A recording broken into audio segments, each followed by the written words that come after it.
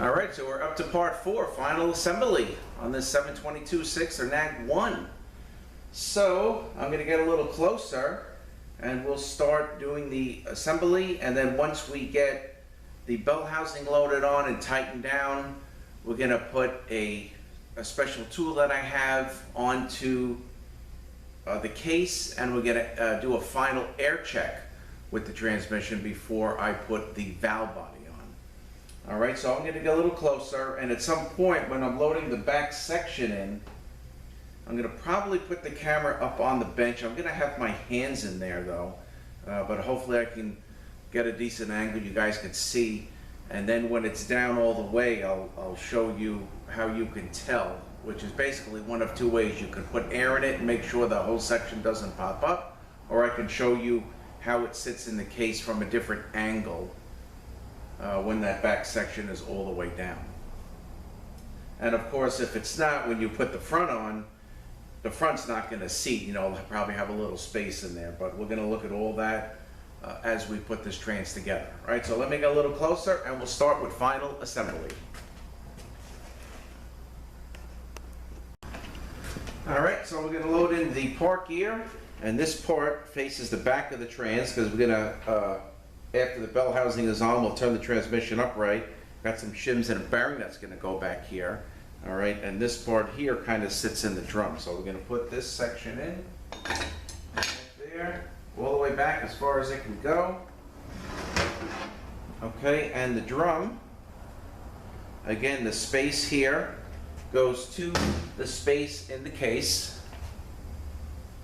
And then when that's in, the 2 bolts should line right up.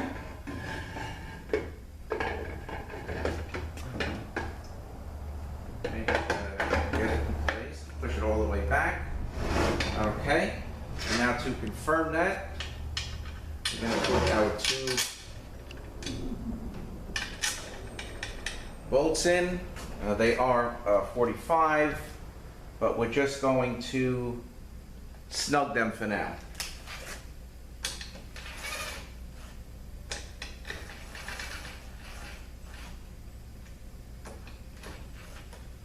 Okay.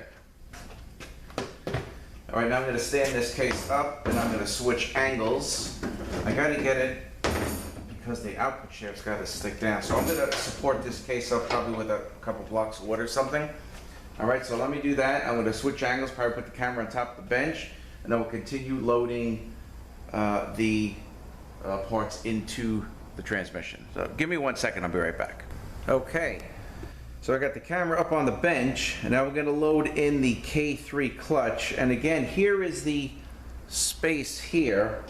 You know, when you load in that B2 drum, that's the space that I'm talking about in the case.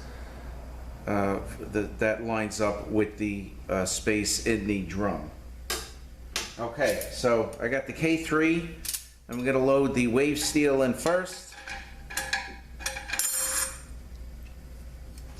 And then you alternate clutch and steel.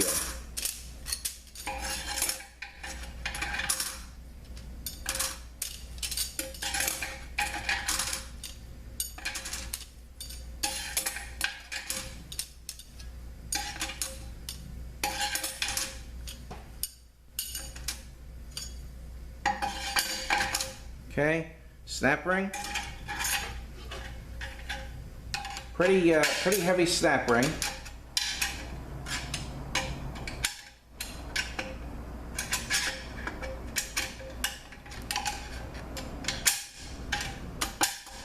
All right, got some clearance there.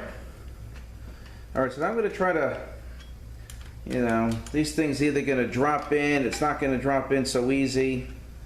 So I'm going to try to kind of like line everything up here. The K3 clutch, the B2 clutch, I'm sorry, the B3 clutch and the B2 clutch.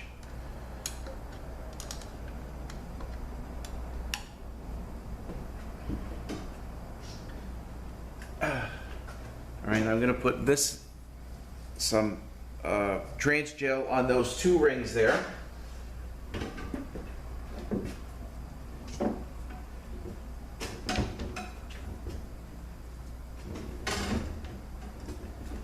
And we'll see if we can't spin this thing in.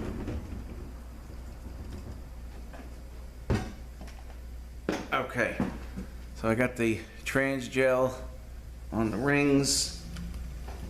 All right, and let's see.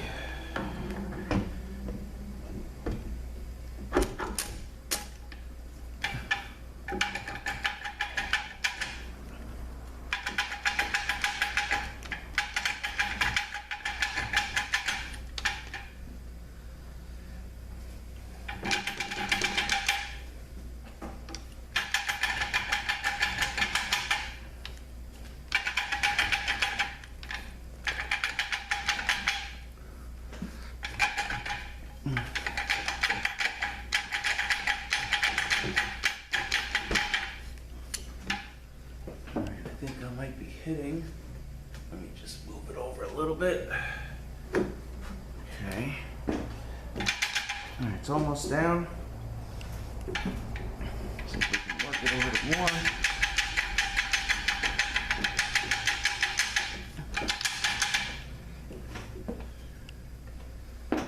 Almost.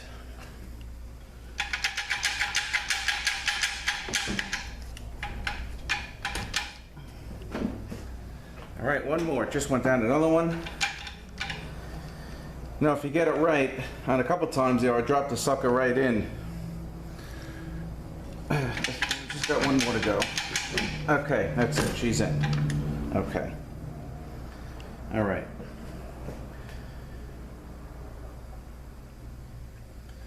Now, what I'm going to do, just going to give it some air. Then I'm just going to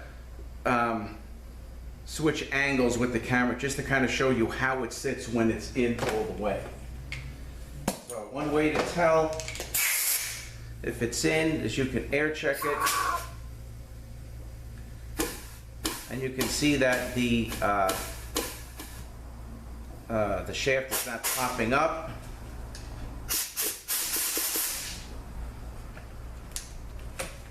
Okay, and let me just switch angles quick. I'll probably just grab the camera off the tripod and just kind of show you through another angle how to tell when it is down all the way. All right, give me 1 second. All right, if you look through the hole in the case here, you can see that the aluminum housing is kind of flush with the clutches and steels. All right, and if it were not down all the way, you know, you would see it sticking up, you know, something like that. It's probably out like a clutch or so there. All right, so how you tell it's down all the way is you can see it sits kind of flush, and also air check it to make sure that aluminum housing does not pop up. All right, so that's how you tell that that's down. Now let me put the camera back on the tripod. We'll load the top section in. All right, so now we're going to load the bell housing, the K1 and the K2 clutch drum and the planet all in at once. Also the B1 that's in the stator. So I have my little punch here. I put through the hole into that's in the K2 clutch drum, and that becomes my handle. All right, so I'm going to pick this whole thing up and spin it in. We're going to insert the K2 clutch into the hub. The ring gear's got to go into the planet, and then the bell housing will sit flat.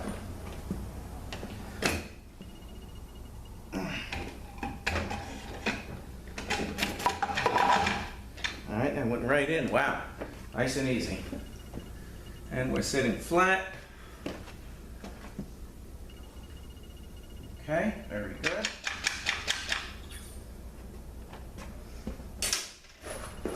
All right, now we got our bolts here. All right, so we're going to put 2 on the outside.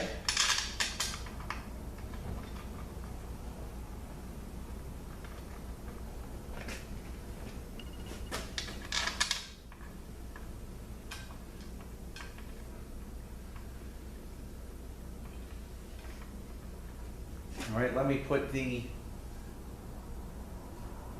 tripod back up on the bench, and we'll go ahead and put the bolts in. All right, give me 1 second. All right, so let's load these bolts in.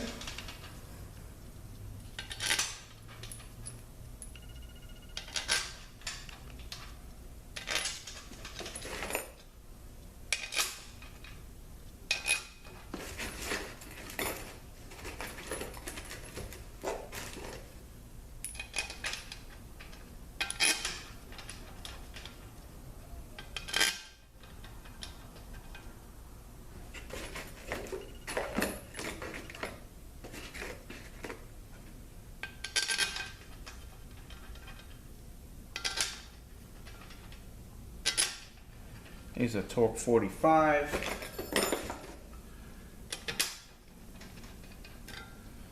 We'll run these down and then torque them down.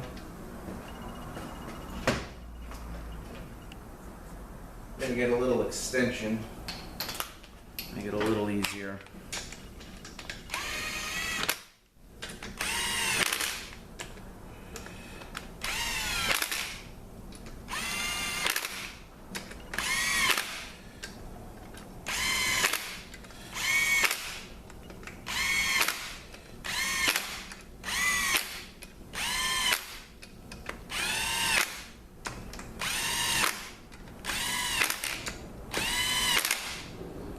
Okay, get the two on the outside.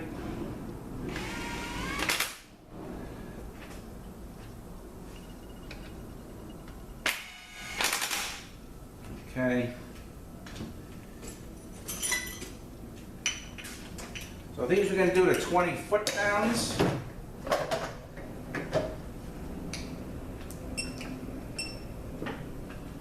Let me just set this thing here to 20.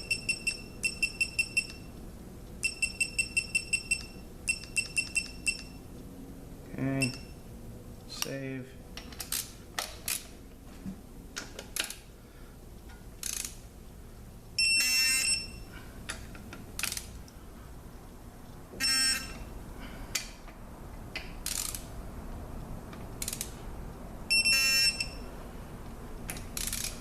Goes a little over, not a big deal. Okay, so now we'll just go around.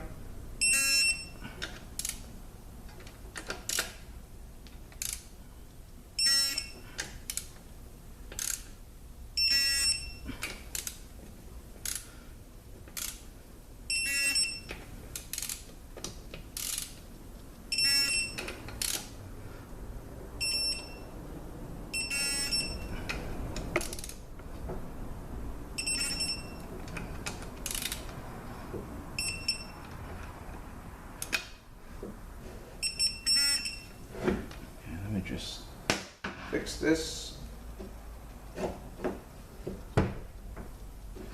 Okay.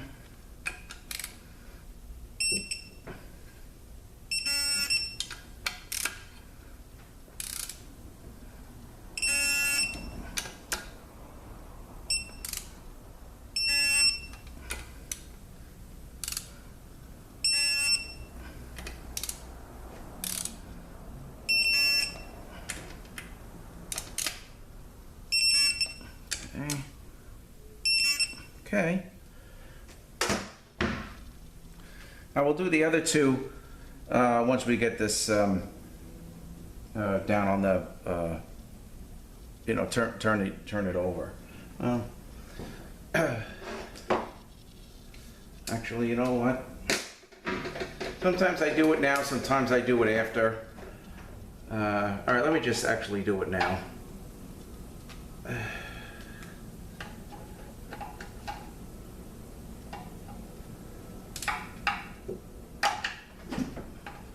A little easier when it's okay.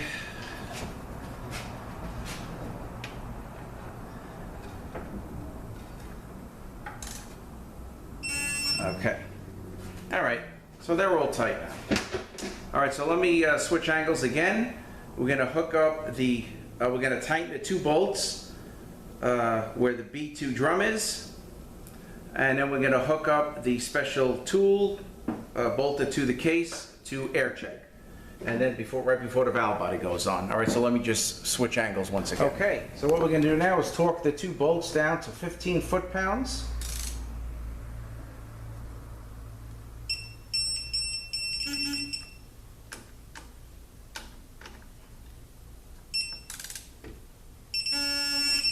Okay.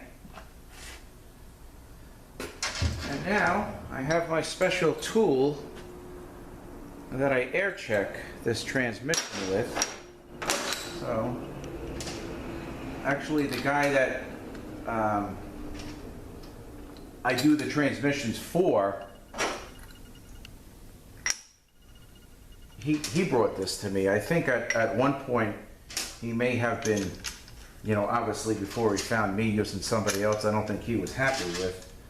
So then he found me, and that was years ago, and I'm still doing his units.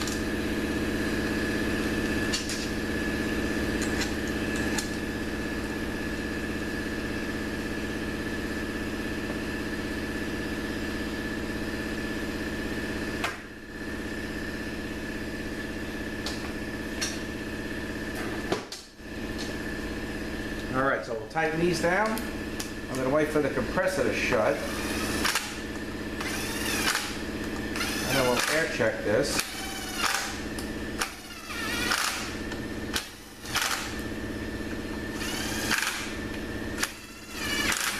Not really sure where he got this from. You know, I never really asked him.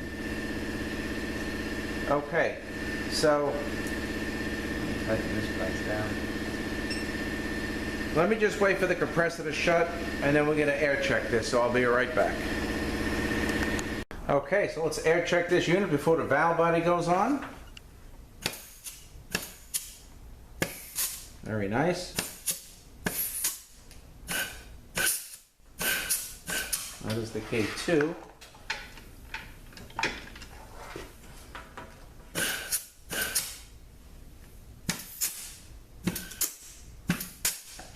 Okay, I like it. Sounds very good. So let's take these off now.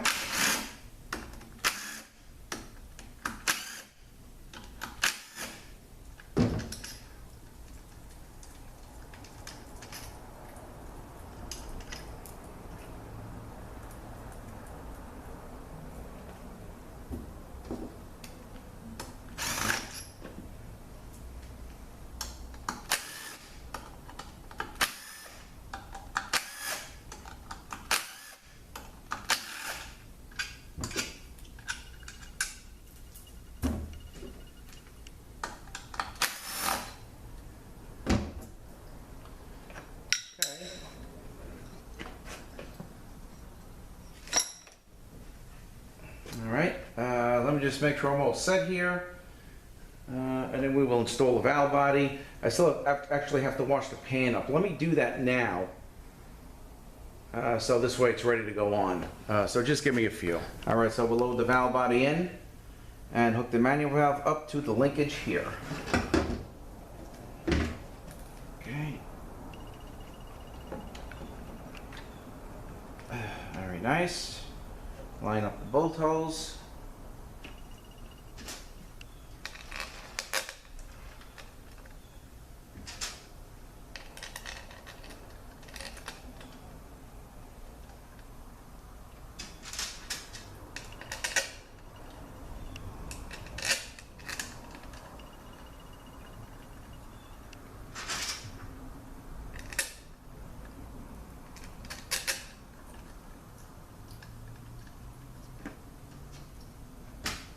Okay, let's run them down, and we'll torque them down.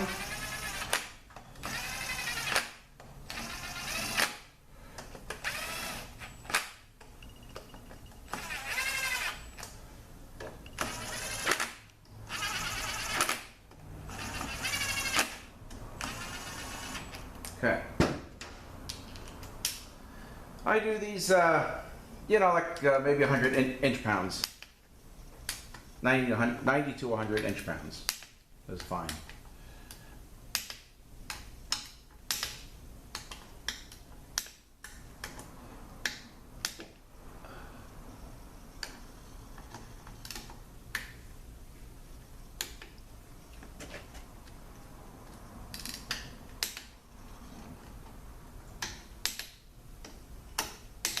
Okay, now the detent, put here.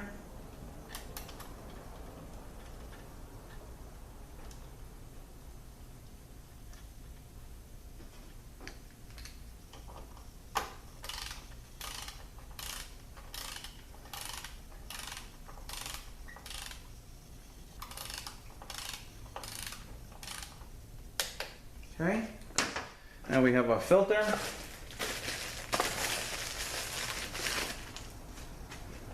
All right, so we're going to get some trans gel on the O-ring,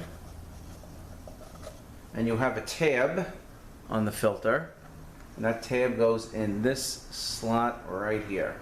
Alright, so you may want to do that first, maybe get the tab lined up, and then put the O-ring in like that.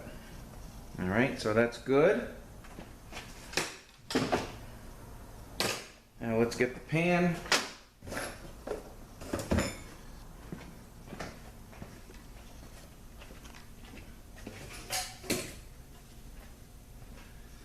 Alright.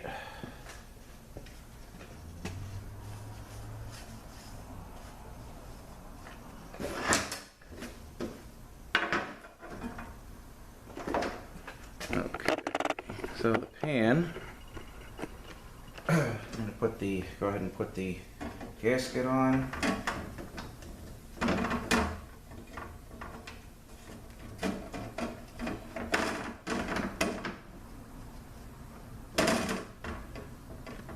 Okay, and we'll move it back to the trans.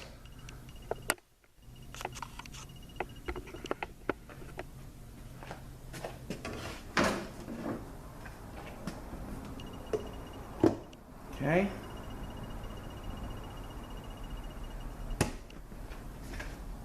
And then we have our bolts and a little hold down brackets for the pan.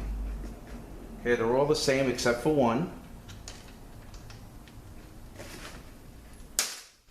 which is this one. And this one is going to go up in this corner because there is a bolt that goes through there for a shield for the wiring harness.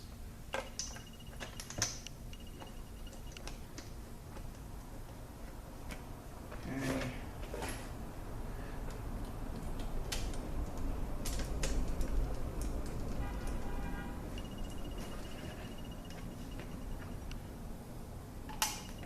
And we just got the back to do. And then we're good to go. All right, so.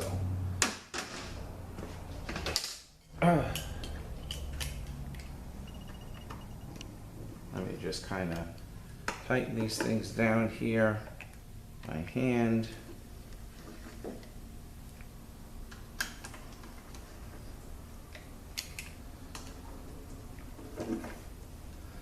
I don't really torque these, honestly. Okay, I just snug it and give it a little extra turn.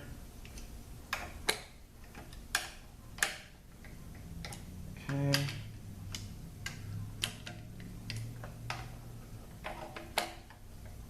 Okay.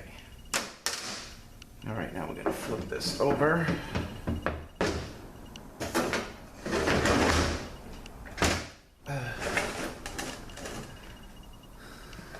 Okay, now the back section, we got a bearing, we got a snap ring, a seal to put in, a couple of shims.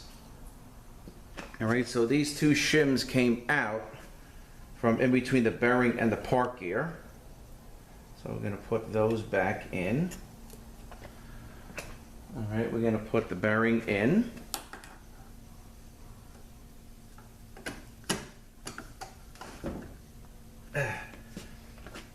All right, if you got to give it a little tap to get it all the way in, that's fine.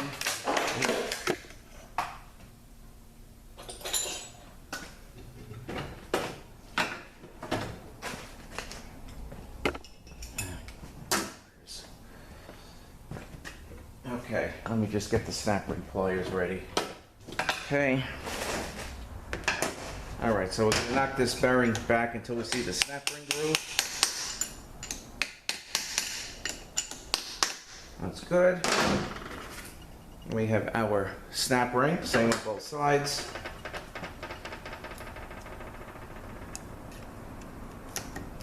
Snap ring in. Hey, that's good.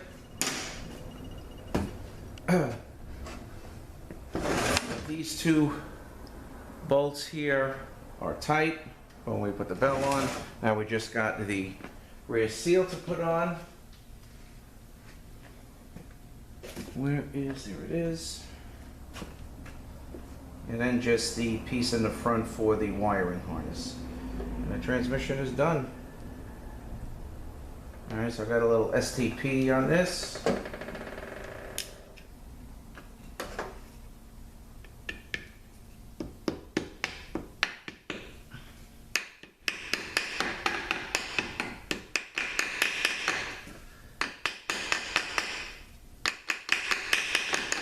Okay, so I got no flange on this. Normally you put the flange in a 30 12-millimeter socket, but this is how the core came to me, so I'm just doing it like this. Okay, so now the last thing we have is here, and again, once this is in place, the wire's hooked up, you got a aluminum shield goes here, and it goes up into here as well, so it covers everything. All right, so we got a couple of O-rings. Where is that piece? There it is. So that's this one here. All right, we'll put the O-rings in. All right, so this has to be 7-millimeter bolts, got to be screwed into the conductor plate, but you don't want to go crazy with it because you'll pull the threads right out of the conductor plate, and then you'll have to swap it out for another one.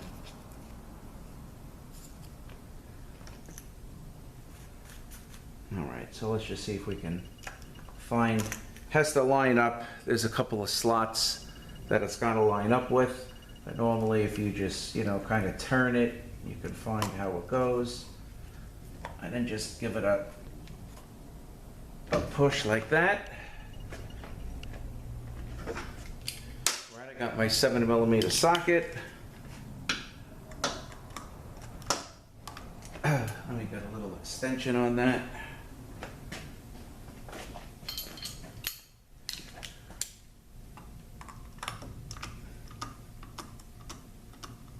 Okay, I'm just going to give it a little bit like that. That's it.